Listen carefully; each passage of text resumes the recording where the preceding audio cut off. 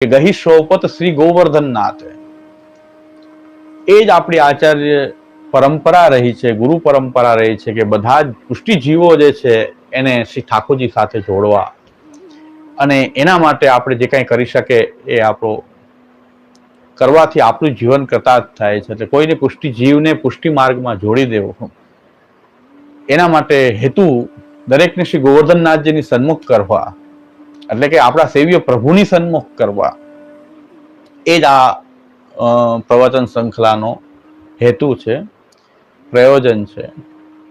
એટલે સૌથી પહેલા આજે હું એ સમજાવી દેવા માંગુ છું, અત્યારે શું થઈ રહ્યું છે, વ્યવસ્થા શું બગડી છે, શું છે, એ બધી વાત એક બાજુ મૂકીને શ્રીનાથજીનું શું પ્રકારની વ્યવસ્થા શ્રી મહાપ્રભુજી કરી હતી, ત્યાર પછી શ્રી ગુસાઈજીના વખતમાં શું ફેરફાર થયો, આટલું જ જાણવાનું છે. પ્રશ્ન બહુ સરળ છે, સીધો છે અને ખૂબ સરળતાથી સમજી શકાય એમ છે. નડે છે શું એ પણ સમજાઈ જશે. તો સૌથી પહેલા તો શ્રી મહાપ્રભુજીએ જે વૈદિક અને તાંત્રિક પદ્ધતિથી જે પ્રકાર દેવાલયની સ્થાપના થાય છે, એ પ્રકારનું દેવાલય, જે શાસ્ત્રમાં જે દેવાલય પરાર્થ પ્રતિષ્ઠા, બે પ્રકારની પ્રતિષ્ઠા હોય છે. ઘરે પૂજા કરવા માટે સ્વાર્થ પ્રતિષ્ઠા હોય છે, એટલે એને સંસ્કૃતમાં કહીએ તો સ્વાર્થા પ્રતિષ્ઠા હોય છે, અને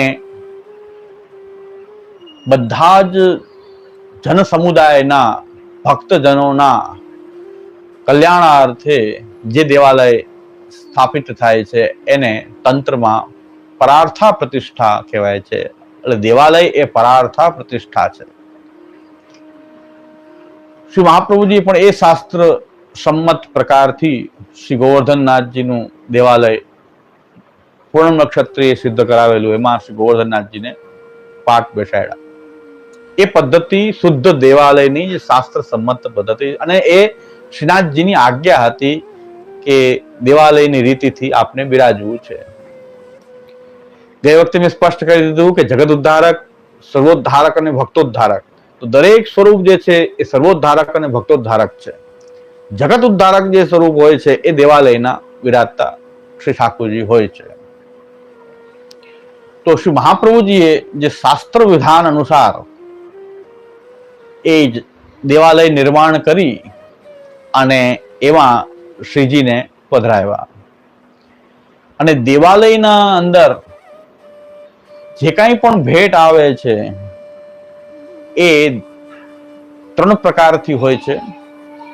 દેવાલયમાં કેવી રીતે નિર્વાહ થાય, દેવાલયનો આગળ પ્રકાર કેમ ચાલે, એની માટે 3 પ્રકારની ભેટ હોય છે. એક ભગવાનને દાન રૂપે આપવામાં આવે છે. એક ભેટ જે છે પ્રભુના વિગ્રહ માટે દાન આપવામાં આવે છે. એ શુદ્ધ દેવ દ્રવ્ય હોય છે દેવાલયમાં, કે જેનો ભોગ દેવ સિવાય કોઈ ના કરી શકે.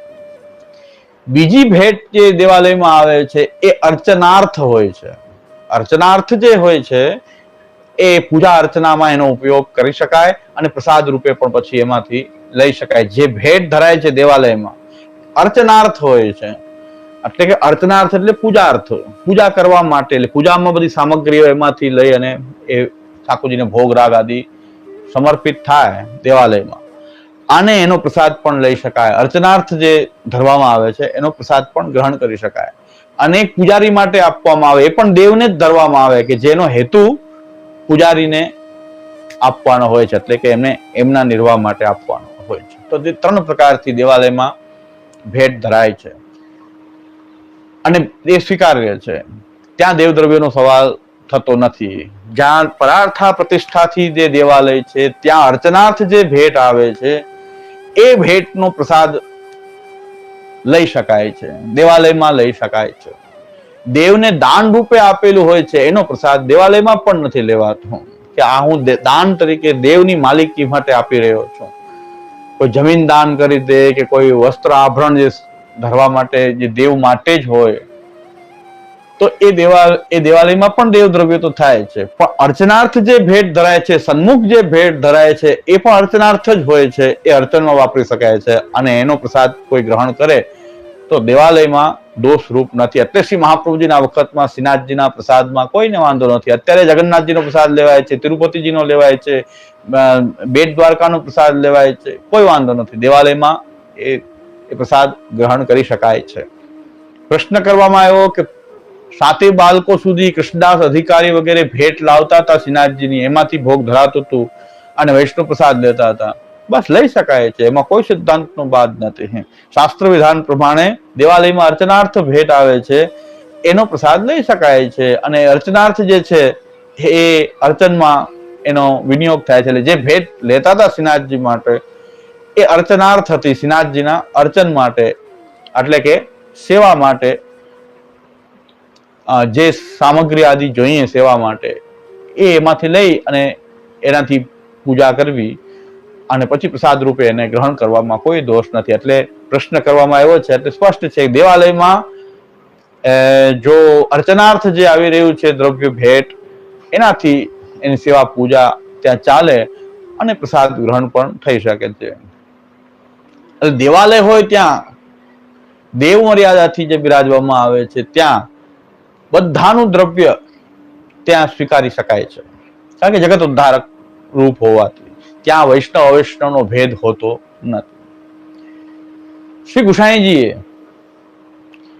શ્રી મહાપ્રભુજીનો મનોરથ પણ શ્રીનાથજીને એક પ્રશ્ન એ પણ આવ્યો છે કે જો દેવાલયમાં નહોતા પધરાવવા, ધંધાલયની રીતમાં પધરાવવા હતા, તો મહાપ્રભુજી ક્યાં પધરાવવા માંગતા હતા શ્રીનાથજીને?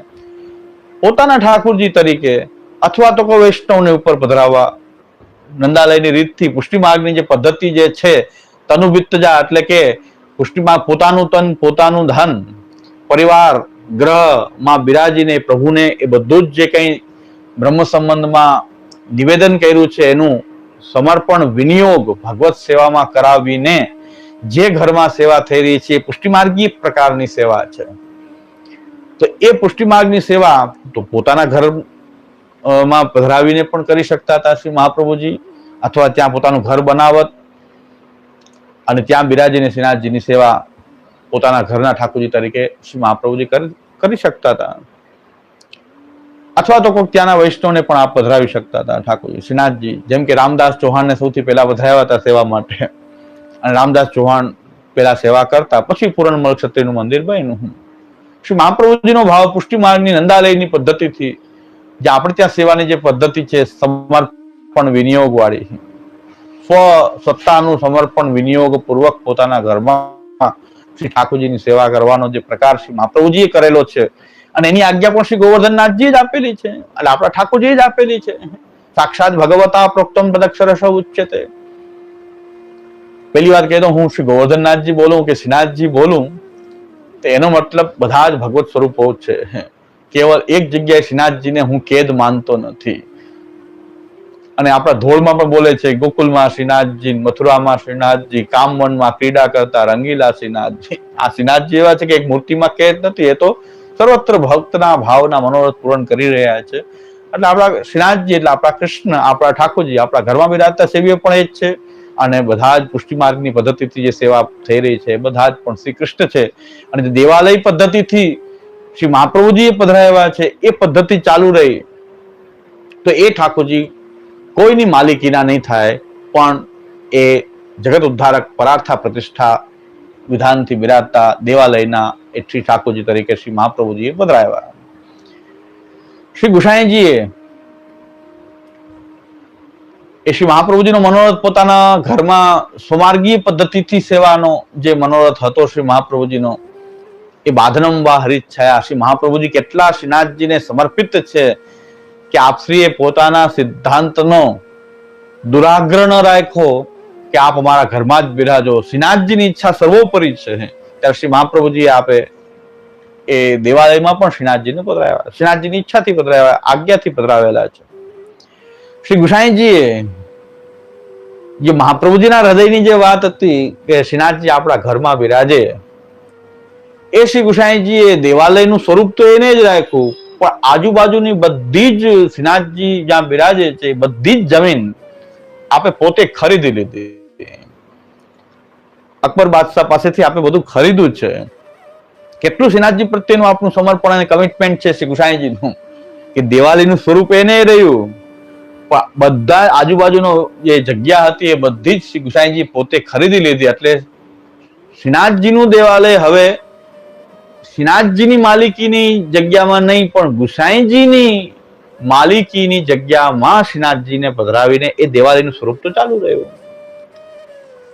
તો શ્રી ગુસાઈજીએ એ દેવાલયના સ્વરૂપમાં આટલો ફેરફાર કર્યો કે આજુબાજુ પોતે બધી જ જમીન આદિ બધી ખરીદી અને એ શ્રીનાથજી જે બિરાજે છે એ પોતાની માલિકીની જગ્યામાં શ્રીનાથજીનું દેવાલય થાય. દેવાલય બે પ્રકારથી હોઈ શકે. દેવની માલિકીની જગ્યામાં પણ દેવ બિરાજે અને કોઈ નિજ વ્યક્તિ પોતાની માલિકીમાં પોતાનું દેવાલય કરીને પૂજા કરવાની બધાને પૂજા અર્ચનાર્થ એ છૂટ આપે એ પ્રકારની વ્યવસ્થા પણ દેવાલયમાં નિજ સ્વામિક જગ્યામાં પણ દેવાલય હોઈ શકે છે. તો હવે જે સ્વરૂપ હતું દેવાલયનું, દેવાલય જ છે. શ્રી ગુસાઈજીએ દેવાલય જ રાખેલું છે પણ એ દેવાલયને પારિવારિક દેવાલય બનાવવાનું શ્રી ગુસાઈજીનો મનોરથ હતો. એટલે એમણે એ જગ્યાને 7 બાળકોની સંયુક્ત માલિકીની જગ્યા માં શ્રીનાથજી બિરાજે એ પ્રકારની વ્યવસ્થા શ્રી ગુસાઈજીએ કરી અને ગુસાઈજી એ પોતાના પરિવારના દ્રવ્યથી જ શ્રીનાથજીની સેવા થાય અને દર્શન વગેરે માટે સેવા દર્શન માટે એ પુષ્ટિમાર્ગીય વૈષ્ણવને છૂટ મળે એ પ્રકારની વ્યવસ્થા શ્રી ગુસાઈજીએ કરી. અને દેવાલય તો દેવાલય જ રહ્યું છે. એને ક્યારેય ઘરના ઠાકોરજી તરીકે તો શ્રીનાથજી ક્યારેય બિરાજ્યા નથી પણ એટલો ફેરફાર કર્યો. દેવની માલિકીની જગ્યામાં એ દેવ શ્રીનાથજી બિરાજતા હતા, દેવાલય હતું એ હવે પોતાની માલિકીમાં થયું એટલે પારિવારિક દેવાલય તરીકે એ ચાલુ રહ્યું અને સંયુક્ત ઠાકોરજી તરીકે પરિવારના રહ્યા. અને જે શિષ્યો સાથે ગુરુ શિષ્યના સંબંધથી એક પરિવારની જેવી ભાવના શ્રી ગુસાઈજીની હતી તો સેવકોનું દ્રવ્ય પણ એ શ્રીનાથજીમાં અંગીકાર કરાવવામાં આવતું હતું. એમાં કોઈ દેવાલયમાં બીજાનું દ્રવ્ય લઈને પૂજા અર્ચનાર્થ લેવામાં આવે તો કોઈ શાસ્ત્રીય દોષ ઉત્પન્ન થતો નથી. તો શ્રી ગુસાઈજીએ પોતાના શિષ્યોને પણ, અને વાર્તામાં સ્પષ્ટ આવે છે કે મીરાબાઈની પાસે કૃષ્ણદાસ અધિકારી ગયા ત્યારે બધા જ સંતો મહંતો બધા લાઈન લગાવીને બેઠા હતા દાનની આશામાં. ત્યારે કૃષ્ણદાસ અધિકારીએ સ્પષ્ટ કહી દીધું કે અમે અમારા સેવક સિવાય કોઈનું લેતા નથી. શ્રી ગુસાઈજીના સેવક સિવાય કોઈનું દ્રવ્ય અમે લેતા નથી. એનો મતલબ કે ગુસાઈજી એટલું રિસ્ટ્રિક્શન તો તારે રાખેલું કે ભાઈ પારિવારિક સંબંધ ગુરુ શિષ્યત્વ જેની સાથે છે એમને કદાચ એ વખતે છૂટ શ્રી ગુસાઈજી આપેલી. અને બાકી દરેક ગોસ્વામી બાલક પોતાની પધરામણીની પહેલી ભેટ હાથમાં પટવસ્ત્ર રાખી અને પહેલી ભેટ શ્રીનાથજીની લેતા હતા. એ અર્ચના શ્રીનાથજી મોકલાવાની પદ્ધતિ હતી અને એને કારણે કે અમારી સેવામાંથી વલ્લભ કુલ ના ગોસ્વામી બાળકોની જે ભેટ જે છે એમાંથી શ્રીનાથજીની સેવા થાય એટલા માટે પેલી ભેટ હાથમાં લેતા હતા એ પોતાના ઠાકોરજીની નહીં પણ શ્રીનાથજીની લેતા હતા અને શ્રીનાથજીમાં મોકલતા હતા. દરેક ગોસ્વામી બાળકો પોતાના ઠાકોરજીની ભેટ હાથમાં નહોતા લેતા અને એ ભેટ શ્રીનાથજીમાં મોકલતા તોય પટવસ્ત્ર રાખતા હતા કે એનો સ્પર્શ ન થઈ જાય, શ્રીનાથજીની ભેટનો આપણને સ્પર્શ ન થાય એ ખ્યાલ રાખતા હતા. આ શ્રીનાથજીની સૈદ્ધાંતિક સ્થિતિ છે. દેવાલય છે, દેવાલયમાં અર્ચના દ્રવ્ય લઈ શકાય છે, એનો પ્રસાદ પણ ગ્રહણ કરી શકાય છે. એટલે મહાપ્રભુજી ગુસાઈજીના વખતમાં બધા જ શ્રીનાથજીનો પ્રસાદ ગ્રહણ કરતા હતા. અત્યારે શું કહેવામાં આવી રહ્યું છે એ અત્યારની વાત નથી પણ શ્રી દામોદરજી, શ્રી ગિરધરજીના લાલજી શ્રી દામોદરજીના લાલજી શ્રી વિઠ્ઠલરાયજી, એ વિઠ્ઠલરાયજીના વખતથી શ્રીનાથજીને પોતાના ઠાકોરજી કહેવાની પદ્ધતિ તિલકાયત પરિવાર હંમેશા કરતું રહ્યું છે કે અમારા ઠાકોરજી છે. એટલે જ્યારે અને આ પુષ્ટિમાર્ગીય પ્રકાર છે એવું બધા કહેવા માંડ્યા કે પુષ્ટિમાર્ગીય પ્રકાર છે તો પુષ્ટિમાર્ગનો પ્રકાર હોય તો નવનીત પ્રિયાજીની સેવા કેમ અલગ થઈ રહી છે? નવનીત પ્રિયાજી શ્રીનાથજીમાં કેમ સાથે બિરાજતા નથી, અલગ કેમ પધરાવવામાં આવે છે? અને નવનીત પ્રિયાજીની બાજુમાં પણ શ્રીનાથજીના વેણુજી અને એની અલગ સેવા, શ્રીનાથજીને રોજ ભોગ રાજભોગ ત્યાં ધરાય છે અને શ્રીનાથજીના વેણુ એક અલગ સૈયામાં પોઢે છે. તો બાજુમાં જ બિરાજતા જો બે પુષ્ટિમાર્ગીય પ્રકાર હોય, બે ઘરની સેવા હોય તો શા માટે એ નવનીત પ્રિયાજીને શ્રીનાથજીના સાથે નથી પધરાવીને સેવા કરવામાં આવતી? એટલે સ્પષ્ટ છે એ શ્રીનાથજી દેવાલય છે. એ ગુસાઈજી જે સંયુક્ત દેવાલય 7 બાળકોના સંયુક્ત માલિકીની જગ્યામાં શ્રીનાથજી બિરાજે છે. એ ગુસાઈજીની વ્યવસ્થા જો ચાલુ હોય અને ચાલુ રાખવી જોઈએ. પણ જેમના પાસે શ્રીનાથજી બિરાજે છે એમ કહે છે કે આ પુષ્ટિમાર્ગીય પ્રકાર છે, અમારા ઠાકોરજી છે. ગોધનલાલજી મહારાજ શ્રી પણ એમ કહેલું છે કે મારી ચરણ ભેટમાંથી શ્રીનાથજીની સેવા થવી જોઈએ. તો શ્રીનાથજીને પોતાના ઘરના ઠાકોરજી માનવામાં આવ્યા. પુષ્ટિમાર્ગીય પ્રકાર માનવામાં આવે તો પોતાના સત્તાનું જ નિવેદન કરવું જોઈએ. અવૈષ્ણવનું દ્રવ્ય કે અન્યનું દ્રવ્ય, અવૈષ્ણવ શું અન્યનું દ્રવ્ય પણ ન લઈ શકાય. તિલકાયત મહારાજ પોતાના દ્રવ્યથી સેવા કરે. જો પુષ્ટિમાર્ગીય પ્રકાર હોય તો તનુવિત્તજાનો પ્રકાર હોવો જોઈએ. અને જ્યારે એ પ્રકાર નભાવવામાં નથી આવતો અને દેવાલયનો પ્રકારનો પણ ઇનકાર કરવામાં આવી રહ્યો છે તો પછી મર્યાદા માર્ગ પણ ન બચી શકે ન ત્યાં પુષ્ટિ માર્ગ બચી શકે. આ સ્થિતિ ઉત્પન્ન કરી દેવામાં આવી છે. એનો અમે વિરોધ કરી રહ્યા છીએ કે કંઈક નિશ્ચય કરીને કહો. જો શ્રીનાથજી તમારા ઠાકોરજી છે કે આપણા બધા વલ્લભ કુલના સંયુક્ત ઠાકોરજી છે, પુષ્ટિમાર્ગી પદ્ધતિ બિરાજે તો આપણા દ્રવ્યથી શ્રીનાથજીની સેવા થાય. તો ઘરના ઠાકોરજીની જેમ શ્રીનાથજીની સેવા કરવી એવો નિર્ણય કરીએ. અને શા માટે શ્રી ઘનશ્યામલાલજી મહારાજ શ્રીએ એમ આજ્ઞા કરેલી છે કે શ્રીનાથજી જો તિલકાયત મહારાજની વગર શ્રીનાથજીને જો ડાયરેક્ટ કોઈ સમર્પણ કરે તો એ દેવ દ્રવ્ય થશે અને એનો પ્રસાદ લેવાના કોઈ અધિકારી નથી. એ તો શ્રી ઘનશ્યામલાલજી મહારાજ શ્રી સપ્તમ પીઠાધીશ્વર અને એ અત્યારના સમયમાં એક વયોવૃદ્ધ ગોસ્વામી બાલક તરીકે પણ આપ શ્રી વિરાજતા હતા અત્યાર સુધી. ને આપશ્રીને આજ્ઞા કરેલી કે શ્રીનાથજીનો પ્રસાદ લેવાના કોઈ પણ અધિકારી નથી, કોઈએ શ્રીનાથજીનો પ્રસાદ લઈ શકાય નહીં. તો શા માટે એમ કહ્યું? દેવાલયમાં તો લઈ શકાય છે. તો દેવાલય નહીં પણ ઘરના ઠાકોરજી માનવામાં આવે, પુષ્ટિમાર્ગી પ્રકાર માનવામાં આવતો તો એટલે આ બધી વચન કહેવામાં આવ્યા. તો દરેક પુષ્ટિમાર્ગી પ્રકાર જ્યારે શ્રીનાથજીમાં તમે માનવા માંગો છો ત્યારે શ્રીનાથજી અન્યની સત્તા અંગીકાર કરશે નહીં. યા વલ્લભ કુલના સંયુક્ત ઠાકોરજી હોય તો વલ્લભ કુલની સત્તા અંગીકાર કરે. પણ જો દેવાલય છે સંયુક્ત માલિકીનું, વલ્લભ કુલના 7 ઘરોનું સંયુક્ત માલિકીનું જો દેવાલય હોય તો એમાં પણ ઉત્તમ પ્રકાર તો એ જ છે કે 7 બાળકોના ઘરના ગોસ્વામી બાળકોના દ્રવ્યથી શ્રીનાથજીની સેવા થાય. અને દર્શનાર્થ આપણે બધા વૈષ્ણવોને છૂટ આપીએ. એમાં પણ અવૈષ્ણવોને ભેગા કરવાનું આપણે શું કામ આગ્રહ રાખી રહ્યા છીએ? અને હોય કદાચ દેવાલયમાં તો દેવાલયમાં એ દર્શન કરી શકે કોઈ પણ, ત્યાં સૈદ્ધાંતિક બાદ તો આવતો નથી.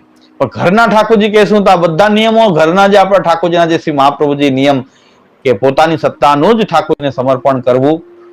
અને જો અવૈષ્ણવ દર્શન કરે, અસ્વીય અભક્ત દર્શન કરે, એ ગોપીનાથ પ્રભુચરણનું વાક્ય કે અસ્વીય અને સ્વીયાન ભક્તાન પ્રદર્શે. અસ્વીય અને અભક્તને જો દર્શન કરાવવામાં આવે તો ઠાકોરજી જે છે એ એમને પુનઃ પંચામૃત સ્નાન કરવા 1 વર્ષની સેવા વિફળ શ્રી હરિરાયજી 66 અપરાધમાં આજ્ઞા કરી રહ્યા છે. તો એ બધા જ વિધાન શ્રીનાથજીમાં પણ પછી લાગુ પડશે. તો અને પુષ્ટિમાર્ગીય પ્રકાર કહીને અમારા ઠાકોરજી છે એવું કહીને જ્યારે દ્રવ્ય લેવામાં આવી રહ્યું છે, અન્યનું દ્રવ્ય શ્રીનાથજીની સેવા માટે લેવામાં આવી રહ્યું છે, ત્યારે શુદ્ધ દેવ દ્રવ્ય બને છે, એટલે પ્રસાદ અગ્રાહ્ય છે. આ સ્થિતિમાં પોતાના ઠાકોરજી કહેવામાં આવે છે, પુષ્ટિમાર્ગીય પ્રકાર કહેવામાં આવે છે. હવે એ પ્રસાદ અગ્રાહ્ય છે. શુદ્ધ સ્વરૂપ દેવાલયનું જાળવવું, જે શ્રી ગુસાઈજીએ નિજ સ્વામિક ઘરમાં, નિજ સ્વામિક જગ્યામાં, માલિકીની પોતાની જગ્યામાં જે 7 બાળકોની સંયુક્ત માલિકીનું દેવાલય જે શ્રી ગુસાઈજીએ પ્રકાર રાખ્યો છે, એ પ્રકાર ચાલુ રાખવામાં આવે તો શ્રીનાથજીના કોઈ પણ પ્રકારનો વ્યવસ્થા કંઈ પણ થઈ ગઈ, ટેમ્પલ બોર્ડ આવી ગયું, એના કારણે કંઈ ફરક નથી પડતો. ફરક પડે છે આપણા સિદ્ધાંતથી. મર્યાદા માર્ગની વિધિ યા પુષ્ટિ માર્ગની વિધિ. પુષ્ટિ માર્ગમાં દેવાલય યા પરાર્થા પ્રતિષ્ઠા નથી. પરાર્થા પ્રતિષ્ઠા શાસ્ત્ર અનુસાર, તંત્ર અનુસાર, વૈદિક અને તાંત્રિક પ્રતિષ્ઠાથી જ થશે. એટલે આ સ્પષ્ટ કરવામાં આવે છે કે શ્રીનાથજીનું સૈદ્ધાંતિક સ્વરૂપ જે જગ્યા જે છે એ સંયુક્ત માલિકીની વલ્લભ કુલની અને એમાં દેવાલય. આ અને પછી કોઈ પ્રશ્ન રહેતો જ નથી. તો આપણે પ્રશ્ન ઉભા કર્યા છે જ્યારે આપણો ભાવ શુદ્ધ નથી. અને એક વસ્તુ ખાસ કહી દઉં કે શ્રીનાથજીનું દ્રવ્ય લેવાનો અધિકાર કોઈનો હતો નહીં ને હોય નહીં, લે શ્રીનાથજીનું દ્રવ્ય તો એ બધા દેવલક કહેવાશે, મહાન પાપી કહેવાશે. એટલે એને સ્પર્શ કરીને સચૈલે સ્નાન કરવું પડશે. એટલે કોઈ પણ સ્થિતિમાં દેવાલય હોય કે ઘરના ઠાકોરજી હોય, શ્રીનાથજીની ભેટમાંથી 20% તો નહીં લઈ શકાય, નહીં લઈ શકાય, નહીં દઈ શકાય. જો લેતો હોય એ મહાન શ્રીનાથજીનો દ્રોહી, પાપી અને દેવલક છે. આટલું સ્પષ્ટ સમજી લેવાની. કોઈ પણ સ્થિતિમાં પૈસા લેવાની છૂટ તો નથી, નથી અને નથી. એટલે પછી એ દેવાલય પોતાના સ્વામિત્વનું હોય કે દેવ સ્વામિત્વ હોય, પણ દેવ દ્રવ્ય ગ્રહણ તો કોઈ સ્થિતિમાં કરી શકાશે નહીં. આ જ પ્રશ્ન છે. તો હવે બીજો પ્રશ્ન એ પણ આવેલો છે કે શ્રીનાથજી સ્વયંભૂ સ્વરૂપ છે. તો શ્રીનાથજી એક જ સ્વયંભૂ સ્વરૂપ છે એવું નથી. શ્રી મહાપ્રભુજીની 7 પેઢીથી જે સ્વરૂપ બિરાજે છે, શ્રી મહાપ્રભુજી પર શ્રી મદન મોહનલાલજી અત્યારે જે સપ્તમ નિધિ જે છે એ યજ્ઞકુંડમાંથી, સોમયાગના યજ્ઞકુંડમાંથી પ્રકટ થયેલા છે. શ્રી મથુરાધીશજી પણ એ પ્રકટ થયેલા છે કર્ણાવલમાં. એવી રીતે શ્રી નવનીત પ્રિયાજી ને 4 સ્વરૂપો, ચંદ્રમાજી, લાડલેજી, લલિત ત્રિભંગીજી 4 સ્વરૂપ પણ યમુનાજીમાંથી પ્રકટ થયા છે. તો સ્વયંભૂ જે છે શ્રીનાથજી જ છે. એટલે ક્યારેય એમાંથી તિરોહિત ન થઈ શકે એવું નથી, કારણ કે પ્રતિષ્ઠા તો થાય જ છે. દેવાલયમાં પણ પ્રતિષ્ઠિત કરવા પડે, અને જ્યારે પ્રતિષ્ઠા વિરુદ્ધ કંઈ પણ થશે કાર્ય, કે દેવ મૂર્તિ ખંડિત થાય, અપવિત્રતાનો સ્પર્શ થઈ જાય, પૂજા બંધ રહે, પૂજાના વિધાન જે છે 3 દિવસ પૂજા બંધ રહે, 1 દિવસ પૂજા બંધ રહે, 1 માસ બંધ રહે, તો એના પ્રાયશ્ચિત આદિ જે છે લખેલા છે. તો એ મૂર્તિ પ્રતિષ્ઠા એ કેન્સલ થાય છે. મૂર્તિ જ્યારે ખંડિત થાય તો પણ પ્રતિષ્ઠા કેન્સલ થાય છે. એ દેવાલયમાંથી મૂર્તિને અન્યત્ર ખસેડવામાં આવે ત્યારે પ્રતિષ્ઠા કેન્સલ થઈ જાય છે, પુનઃ પ્રતિષ્ઠા કરવી પડે છે. તો ઘણા બધા વિધાનો એની અંદર એવા છે કે દેવાલયમાં અન્ય કોઈ બ્રાહ્મણ સિવાય અન્ય કોઈનો એ દેવ મૂર્તિને સ્પર્શ કરાવાતો નથી. એટલે આ બધા પ્રશ્નો જે છે રહેલા છે. તો પ્રતિષ્ઠા તો કરવામાં આવેલી છે, સ્વયંભૂ સ્વરૂપ છે, છતાં પ્રતિષ્ઠિત કર્યા છે આપણે દેવાલયમાં. ઘરમાં પધરાવીને ત્યારે એમને પુષ્ટ કરીએ છીએ, પાઠ બેસાડીએ છીએ, ભાવ પ્રતિષ્ઠા કરીએ છીએ. તો શ્રીનાથજી જ સ્વયંભૂ છે એવું નથી, સ્વયં પ્રગટેલા છે એવું નથી. શ્રીનાથજી સ્વયં જેમ પ્રગટા છે, મદન મોહનલાલ પ્રગટા છે, નવનીતલાલ પ્રગટા છે, મથુરાધીશ પ્રગટા છે. અને બીજું રહસ્ય એ પણ છે કે જે ભગવત પ્રાકટ્ય થાય છે આપણા ભગવત સ્વરૂપોમાં, એ ભાવથી જ થાય છે. એ પણ સ્વયંભૂ પ્રકટિત જ છે, ભાવથી સ્વયં પ્રકટિત.